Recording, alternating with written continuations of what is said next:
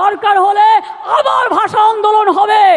দেখতে চাই কত সাহস আছে আপনার, কত জেল আছে, কত কাস্টডি আছে, কত ডিটেনশন ক্যাম্প আছে।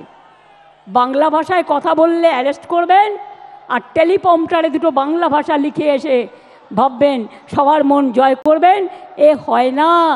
হৃদয়টাকে আর বক্তব্যটাকে যেদিন এক করতে পারবেন সেদিন বুঝবো মন থেকে কথা বলছেন, তার আগে এটা বুঝবো না।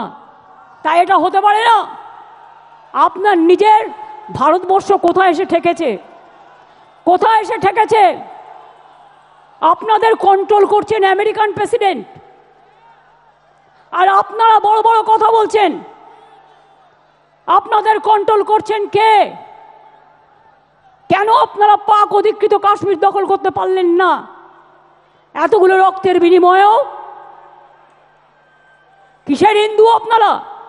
আপনারা না হিন্দু, না মুসলমান, না জৈন, না খ্রিস্টান।